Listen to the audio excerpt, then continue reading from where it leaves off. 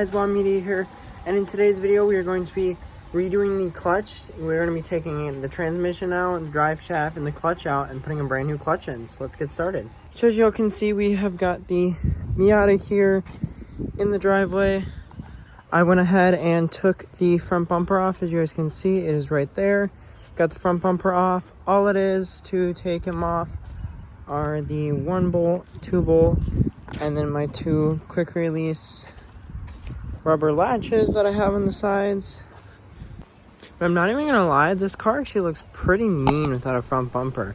I'm almost tempted to lop these off while it's off the car, just to give that car more room back there. And then I think I might try to build a bash bar for the front, but we'll have to see how that goes going down the line of stuff.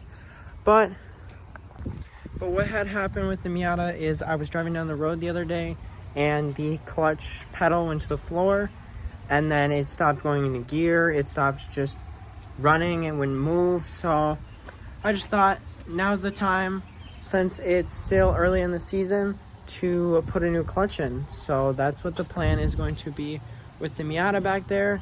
I'm going to start by putting it up on all 4 jacks. We are going to leave the tires on for now until we actually need to take them off, but we're just going to try to get up as high as possible currently.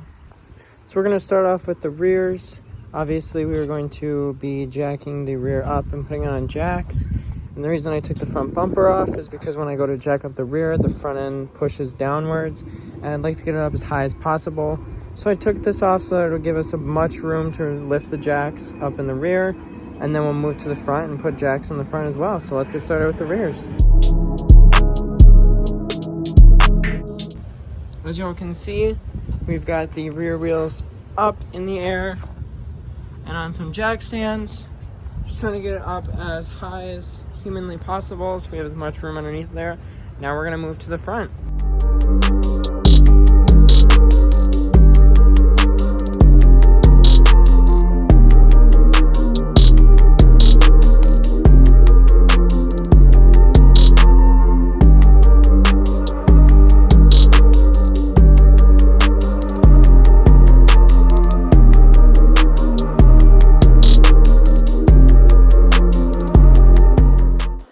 As y'all can see, the car is up on all 4 jack stands.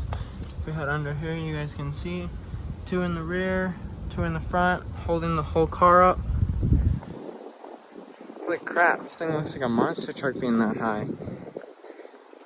And as y'all can see, if I walk over here, I can push on the car and it doesn't move, stays in place. We got all that done. As y'all can see, we are inside now, and we've got all of our clutch pieces here. So our first box right here, if we open this up, is going to be our brand new throwout bearing that we went and picked up. They go ahead and order a clutch kit for this car. Our second box right here, if we open this up, as y'all can see, it is our actual clutch plate. Brand new clutch plate. This is only a stage 1 kit that I went with, so it's nice and simple. And then onto our third box right here, as y'all can see, this is the actual clutch we went and gone with. I went with a Clutch Master clutch. As you can see, it comes with a brand new bearing. They were all wrapped and packaged. I did go ahead and open that up, and then we've got our alignment tool that comes with it. Just all of our brand new stuff to be put in the car. So now we are going to head outside and actually start tearing apart the car. So as you can see, we got the exhaust off now. Now if we head under the car, you can see we've got the drive shaft out. I did go ahead and unbolt that and slide it out. It was just really simple and easy to do. Now I think our next step is going to be taking the transmission out. So we've got the transmission out of the car now. It was kind of a pain, so I kind of just did that off camera. But now we've got the car on the jack stands like we were talking about earlier. If I slide under here, we've got obviously the exposed flywheel, but then we've got our brand new clutch and pressure plate with all of our bolts. Now we are going to be bolting up the clutch. So we're just going to be starting off by sliding all of our stuff over. Set this off to the side. Hold on 1 second. So we're just going to be starting off with our clutch itself. Obviously we've got our alignment tool right here, and we're going to be taking it just like this, as y'all can see.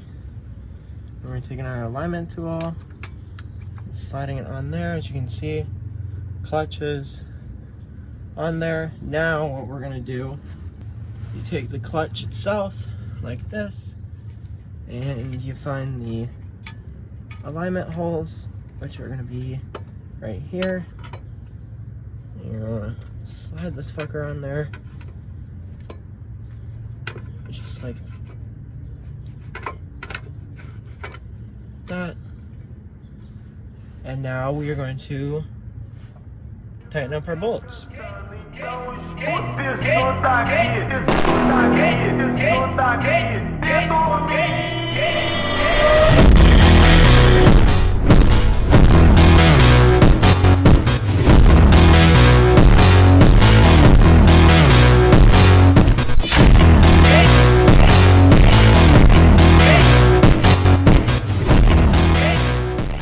And now we have got 1, 2, 3, 4, 5, 6, all 6 bolts torqued down to 25 foot-pounds of torque. That's what it says for the Mazda genuine clutches, that they need to be 25 foot-pounds of torque for the clutch. Honestly, this white clutch looks fucking beautiful in here. That's in there correctly. I can slide this out now, and now we have got our clutch installed on the car. All brand new, and golly, does this thing look good. If I spin it, oh, I'm not gonna be able to spin it, but fuck, this thing looks so good in this car. I'm in love with the white clutch. I know we're never gonna be able to see it, but still, knowing that this thing's in here is gonna be fucking amazing. So we've got the transmission out front now. As you guys can see, I'm gonna just be cleaning the outside, just cleaning it up a little bit, making it look a little bit nicer, get rid of some of this dirt and debris on it. So we're just going to clean it real fast, and then we're going to go ahead and drain it so we can put some new fluids in it. So we got the transmission all cleaned up. Obviously it's not perfect by any means, just wanted to get some of that excess debris that was just holding on top of it. I mean, it does look a little bit nicer, obviously. Now we're going to be draining the fluids out of it. Now that we've got all the transmission fluid drained, we are going to be working on the master cylinder. So I'm going to be starting off by taking off this line, and then we're going to take the 2 bolts out. So let's head straight into the time lapse for working on this.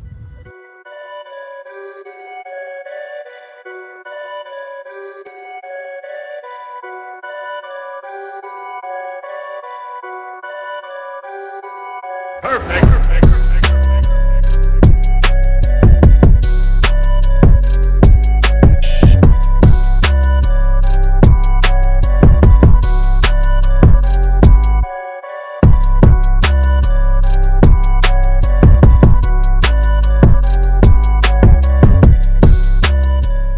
So we have got the clutch master out now, and obviously we've got our brand new one right here, which will slide over just like this,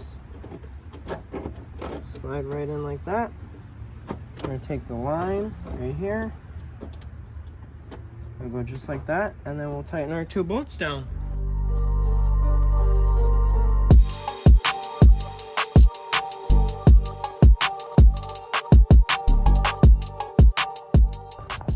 As y'all can see, we've got the old slave cylinder out. The new one is in with the line tightened down on it. So this is all bolted up. Now next we've got our, oh, that's the clutch master, sorry. This is the slave cylinder. If I head underneath the car, right here, y'all can see, is the old slave cylinder. And I've just got 1, 2 lines that I need to change out on them, which would be this line right here and this line right here. So we're going to change it out real quick. I'm going to do this off camera since this is just quick and easy to do. So I know in my last clip I was talking about getting the slave cylinder put back on and then putting the transmission back in the car. but actually it was supposed to rain when me and my dad were putting the transmission in. So we just quickly, if I pop the hood, we just quickly got the transmission back in and wanted to just get it done. As you can see, she is back in the back. Got the new valve cover from the last video. Transmission's back in with new clutch. Now we are going to take this bad Johnny on a test and make sure everything works. As y'all can see, everything seems to be working perfectly fine. Clutch is back in and everything. And like if I pull up to the stop sign right here, we can shift it back into first. Ooh, this is gonna be a tight one. Hold on.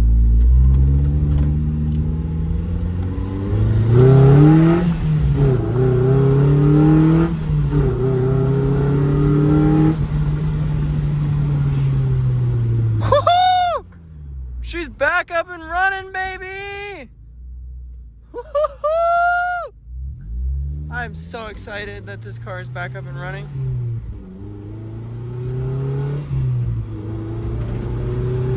Some raw POV footage of me driving around just casually. You guys can see. Car works, car runs, car drives, car goes everywhere. So that'll be all for today's video, guys. I hope you guys really enjoyed it. I had a lot of fun. Well, a lot of pain trying to get this transmission back in the car, but I'm glad that the car is back up and running. It is very nice to have the Miata back up and running. Now I can daily drive it again, take it to work, do my thing with it. We'll probably hit up some car meets here soon, hopefully. I think we had a couple coming up. Another team no-show that might be coming up, so we have a team car meet again that you guys will get that awesome cinematic video from, as always. But I hope you guys can like and subscribe, and I'll see you guys next time. Deuces!